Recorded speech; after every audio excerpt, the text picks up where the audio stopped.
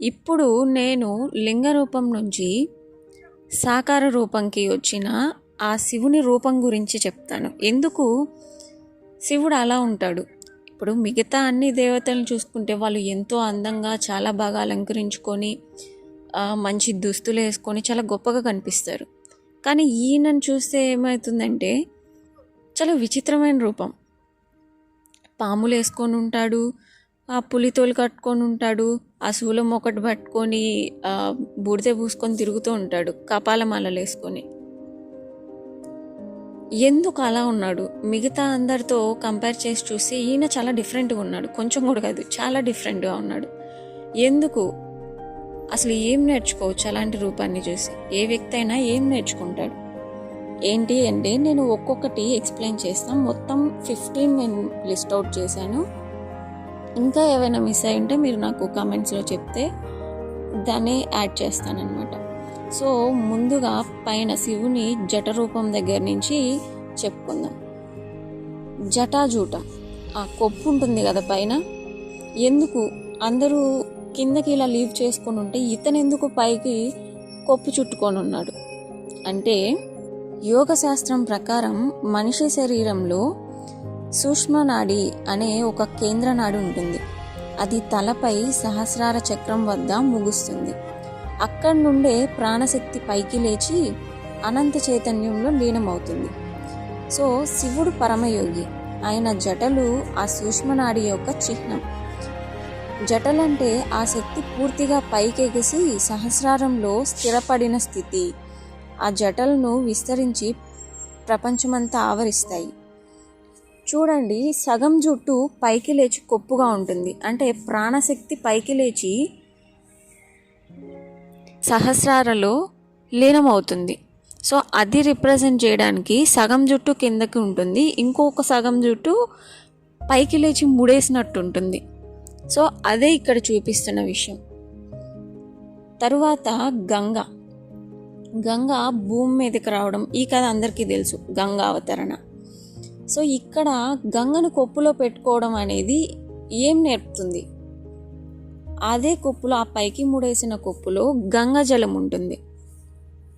అలా పెట్టుకోవడం వల్ల ప్రజలకు ఏం నేర్పుతున్నట్టు అంటే ఉన్నత జ్ఞానం మన హృదయంలోకి దిగిపడింది అన్నట్టు. జీవనాన్ని పవిత్రం చేయడం. మనిషి తలలో ఉన్న సహస్రార చక్రం వద్ద చైతన్యం నిరాకార జ్యోతిగా ఉంటుంది. శివుని జటలో గంగ ప్రవహించడం అంటే సహస్రార చక్రం నుండి జ్ఞాన ప్రవాహం కిందకి ప్రవహించడం అని.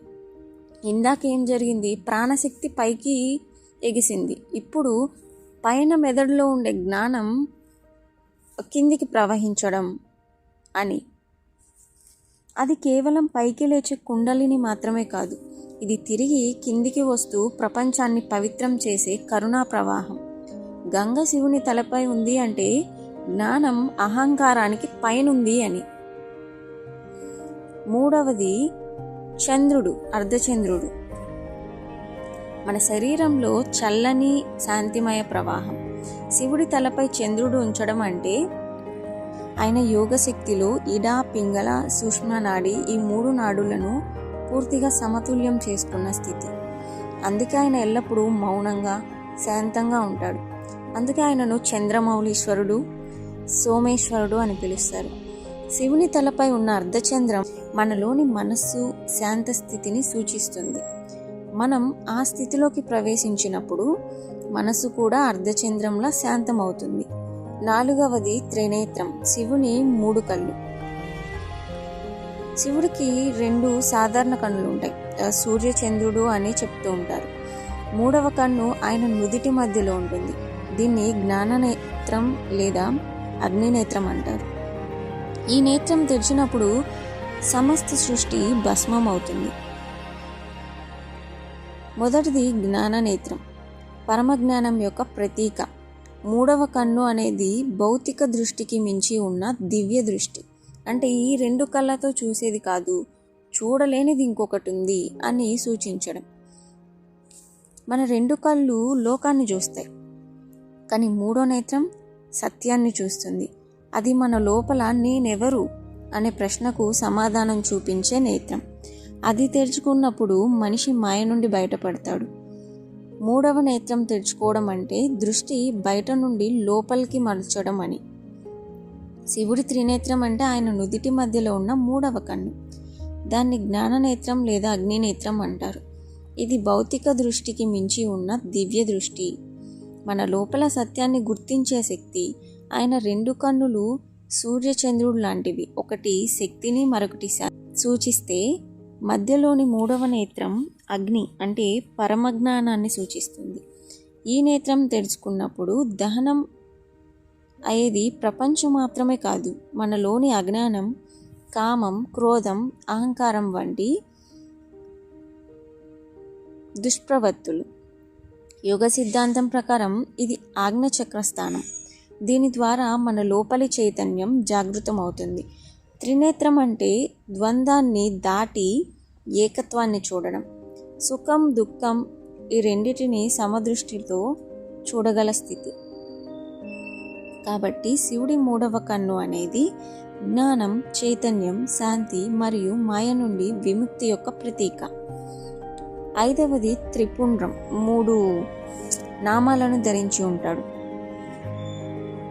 పైకి 3 నామాలు ఉంటాయి, కానీ లోపల అనంతకోటి నామాలు. కాబట్టి శివుడి నుదుటి పైన కనిపించే ఇవి బయట కనిపించే విభూది గీతలు మాత్రమే కాదు, దీనికి లోతైన ఒక గొప్ప గాఢమైన అర్థం ఉంది. ఈ 3 గీతలు మాయ, కర్మ, అహంకారం అనే 3 బంధనాలను సూచిస్తాయి. మనిషి ఈ 3 బంధనాల వల్లే జనన మరణ చక్రంలో చిక్కుకుపోతాడు. శివుడు త్రిపుండ్రం ధరించడం ద్వారా ఆ బంధనాలంతా దహనమయ్యి ఆయన శుద్ధ చైతన్య స్వరూపంగా నిలిచాడు అని అర్థం. బూడిద అంటే దహనమైన వస్తువు, అంటే నేను శరీరం కాదు, నేనే ఆత్మ అనే జ్ఞానం. కాబట్టి త్రిపుండ్రం మనకు ఆత్మజ్ఞానం గుర్తు చేస్తుంది. ఈ గీతలు సాధారణంగా భస్మంతో పూసుకుంటారు. అది కూడా శివభక్తి యొక్క పవిత్రతను సూచిస్తుంది. భస్మం ధరించడం అంటే లోకంలోని నశ్వరతను గుర్తించి శాశ్వతమైన శివతత్వంలో మనసు నిలపడం. అందుకే త్రిపుండ్రం అనేది శివభక్తులకే కాదు, యోగులకు అహంకారం లేని శుద్ధ జ్ఞానంకి చిహ్నంగా ఉంటుంది. కానీ ఆధ్యాత్మికంగా చూస్తే ఇవి సృష్టి, స్థితి, లయ అనే బ్రహ్మాండ చక్రాన్ని కూడా సూచిస్తాయి.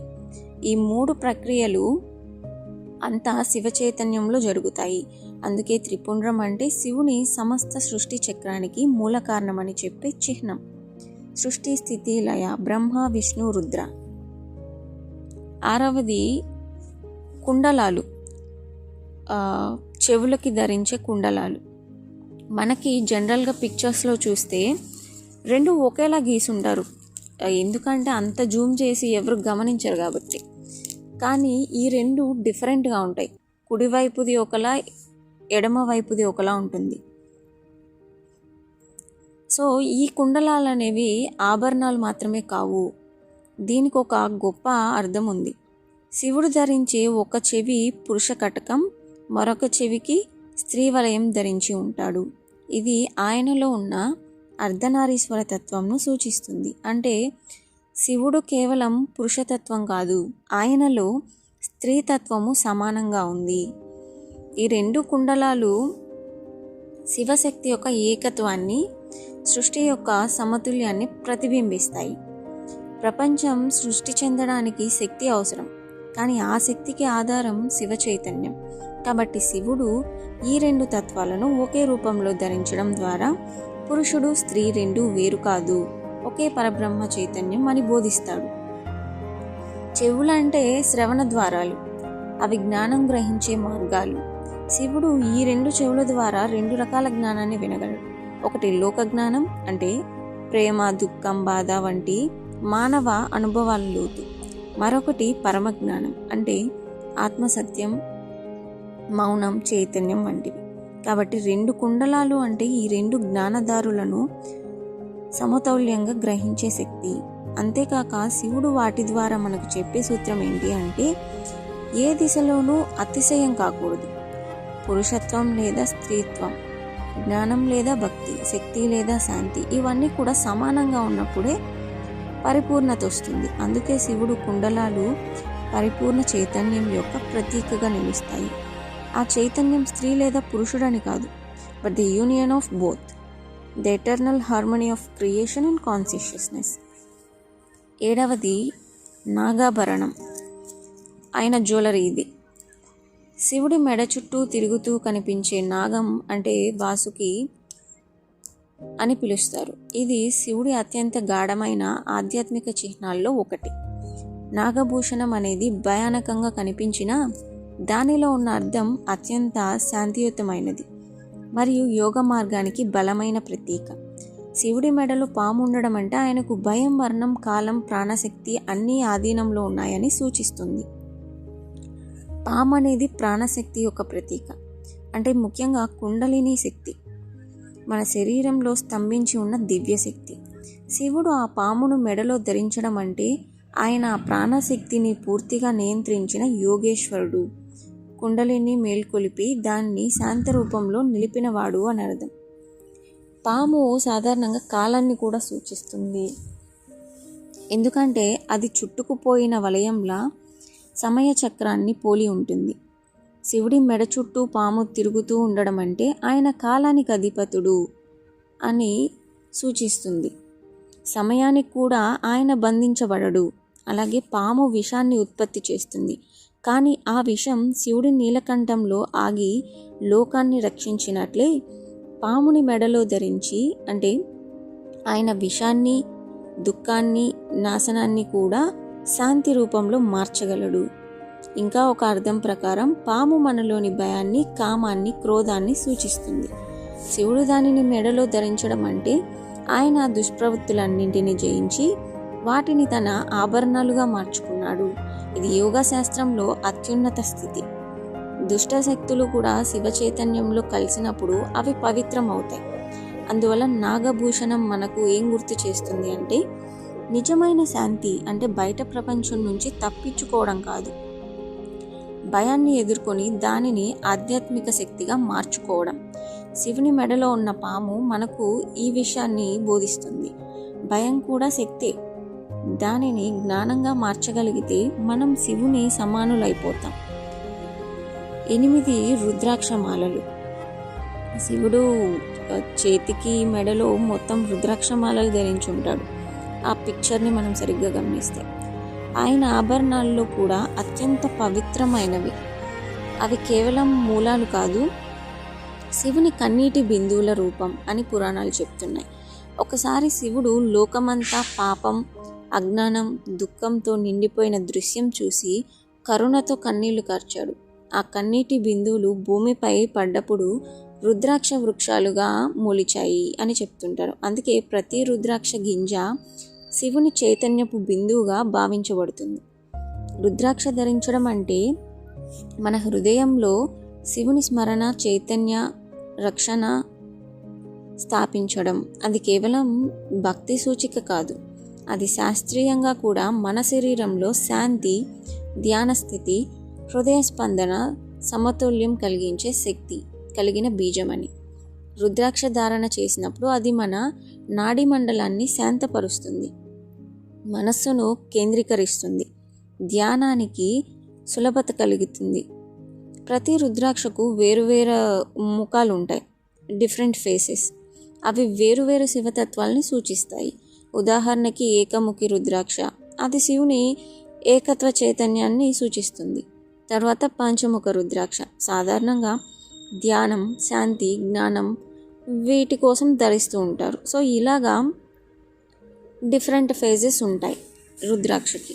శివుడు దాన్ని ధరించడం ద్వారా మనకు నేర్పింది ఏంటి అంటే శాంతి, జ్ఞానం, కరుణ ఇవే నిజమైన అలంకారాలు. 9వది భస్మం.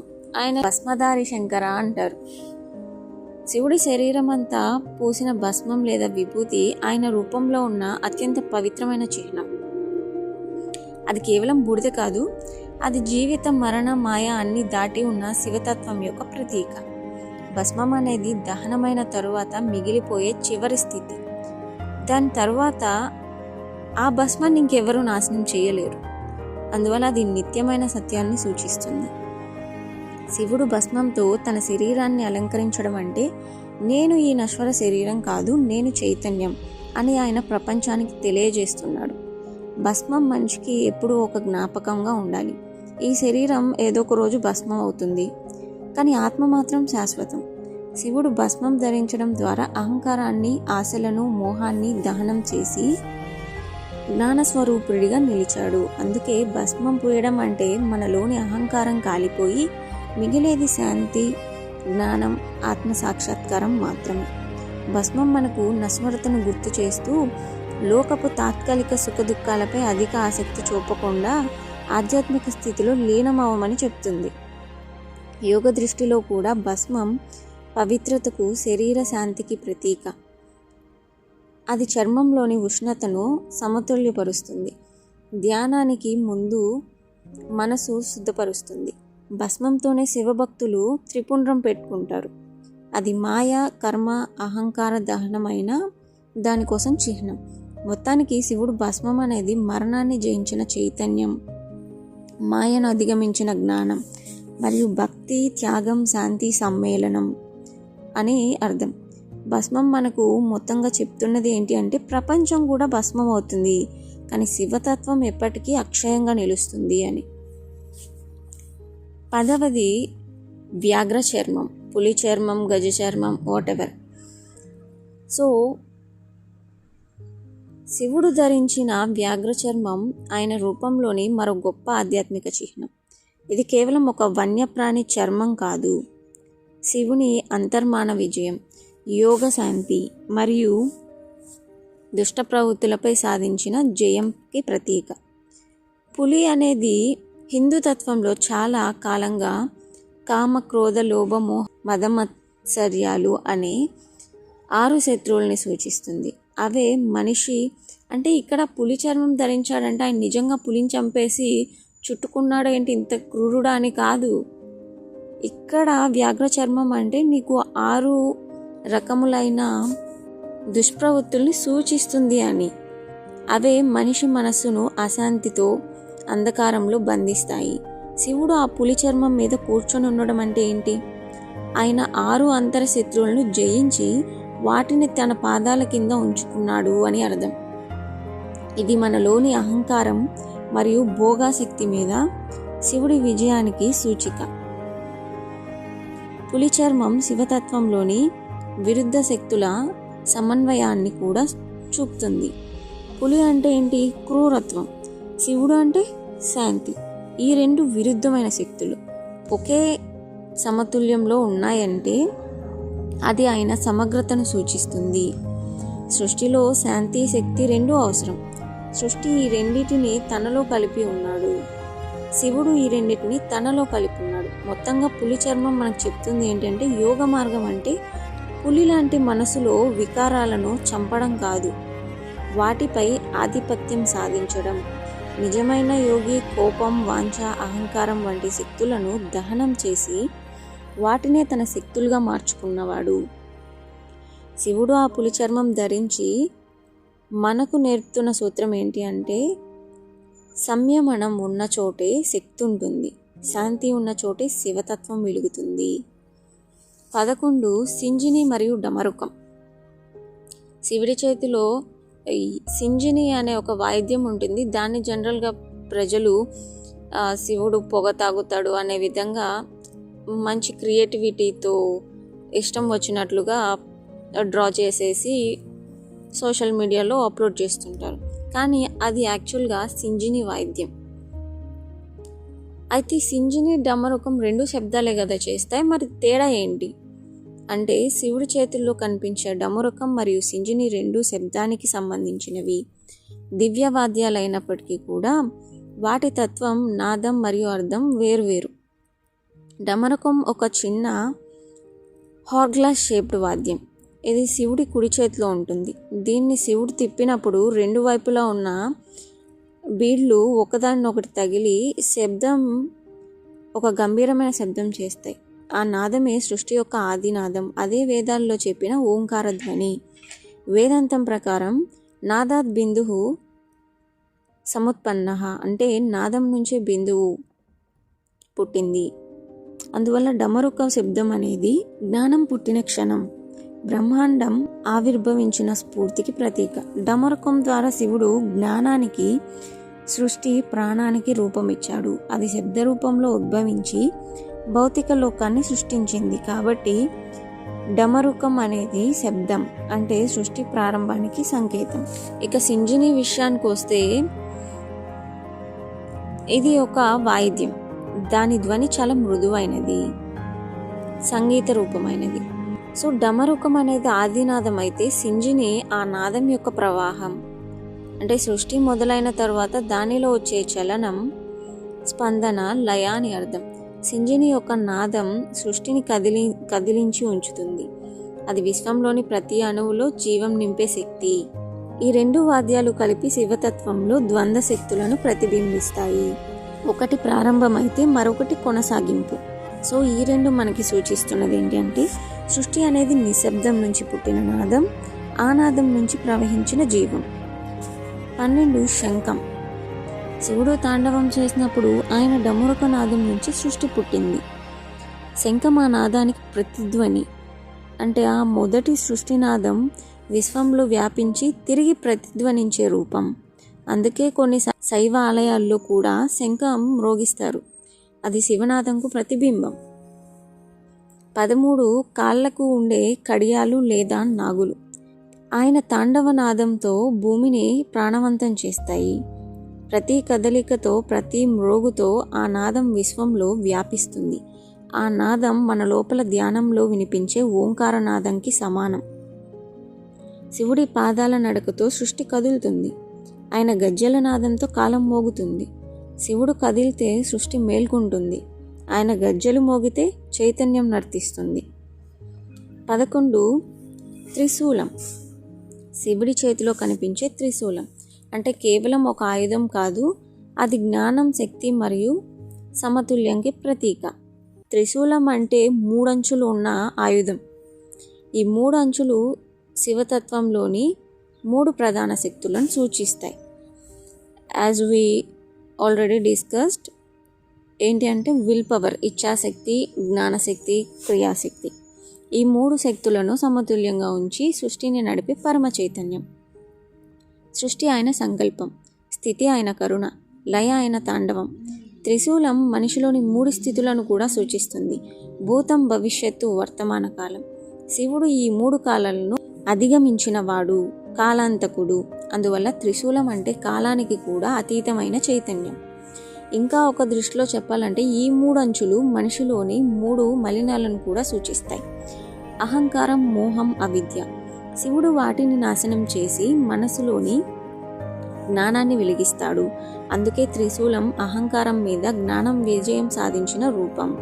యోగశాస్త్రం ప్రకారం త్రిశూలం అనేది ఇడ, పింగళ, సూక్ష్మ నాడుల అనే 3 ప్రాణశక్తి మార్గాలను సూచిస్తుంది. శివుడు ఈ 3 నాడులను సమతుల్యంలో ఉంచిన పరమయోగి. త్రిశూలం చేతిలో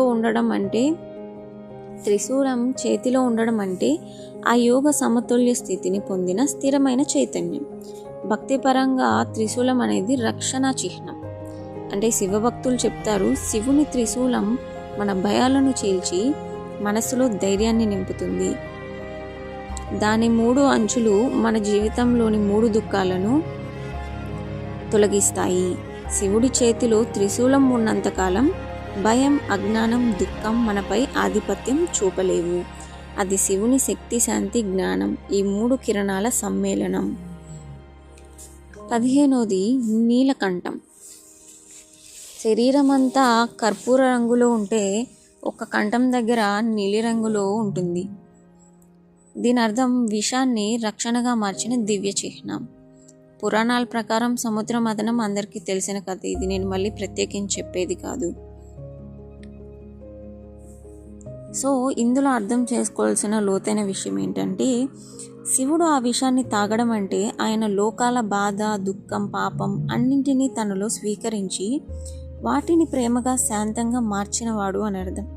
అది త్యాగం యొక్క పరాకాష్ట. విషాన్ని లోపల ఉంచి బయటకు విసరలేదు. ఎందుకంటే బయట ఆయనకు తెలుసు, బాధను బయటకు విసరడం అంటే మరొకరిని దహనం చేయడం అని అర్థం. కాబట్టి ఆయన అలాంటి విషయాన్ని లోపల దాచాడు, కరుణగా మార్చాడు. సో ఇది శివుని యొక్క రూపంలో ఉన్న అద్భుతమైన జ్ఞానం. సో జనాలు దాన్ని చీప్గా తీసుకొని ఉండొచ్చు, వీ డోంట్ కేర్, కానీ అది ఒక అఖండమైన జ్ఞానం. ఆయన రూపంలో ప్రతి ఒక్క విషయంలో కూడా అద్భుతమైన జ్ఞానం ఉంది. సో కొందరు అంటారు ఆయన పులి చర్మం చంపేసి చుట్టూ కట్టుకున్నాడని. ఎవరైనా చూసారా పులి చర్మం చంపేసి చుట్టుకోవడం? నిజంగా పులి చర్మం రక్తం కారుతూ ఉన్నది చుట్టుకున్నాడని అర్థం కాదు, సింబాలిక్గా నీకు చెప్తున్నాడు. అలాంటి ఒక చర్మాన్ని ధరించినప్పుడు ఏం చెప్తున్నాడు దాని గురించి అనేది సూచించడం. సో ఆయన ధరించిన ప్రతి ఒక్కొక్కటి కూడా ఒక్కొక్క వరం. యాక్చువల్గా శివుడు దిగంబరుడు.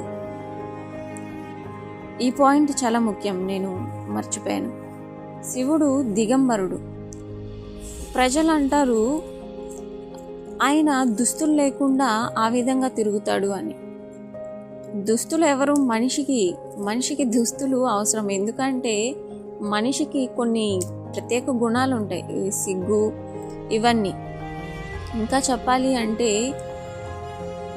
సత్యాన్ని బట్టతో కప్పడం, ఒక సత్యాన్ని బట్ట వేసి కప్పడం అన్నమాట. ఇప్పుడు కొంతమంది అబద్ధాలు చెప్తూ ఉంటారు, అంటే ఆ నిజమే ఎవరికి తెలియదులే, ఏదో ఒకటి మనం మన సేఫ్టీ కోసం చెప్పేద్దామని కొన్ని అబద్ధాలు చెప్తుంటారు. ఆ అబద్ధం అనేది ఇక్కడ దుస్తులు. అంటే అతను ఎంతకాలం ఆ నిజాన్ని అబద్ధంతో కప్పినప్పటికీ కూడా ఏదో ఒక రోజు నిజం తెలుస్తుంది. సో సత్యం అనేది అంత పవర్ఫుల్. కొంతకాలం నువ్వు ఈ దుస్తులతో శరీరాన్ని కప్పి ఉంచగలవు, కానీ ఏదో ఒక రోజు భస్మం. కాబట్టి సత్యం అంతా నగ్నంగా ఉంటుంది. పరబ్రహ్మంకి ఇలాంటివన్నీ ఎందుకుంటాయి? మనిషి కాబట్టి సిగ్గుపడతాడు. ఒకప్పుడు దుస్తులే లేని కాలంలో ఏవో ఆకులు చుట్టుకున్నారని ప్రజలు చెప్తూ ఉంటారు. అంటే లేని దగ్గర నుంచి సిగ్గు, బిడియం అనే వాటి దాకా మనిషి తెచ్చుకుంటాడు. సో ఎప్పుడైనా ఒక షార్ట్ రీల్స్లో చూడండి, ఎక్కడైనా ఎవరైనా షార్ట్స్ వేసుకున్నారు లేదా షర్ట్ తీశారంటే వాళ్ళు బరితెగించిన వ్యక్తి అని అంటారు. అంతే, అది హ్యూమన్ థింకింగ్.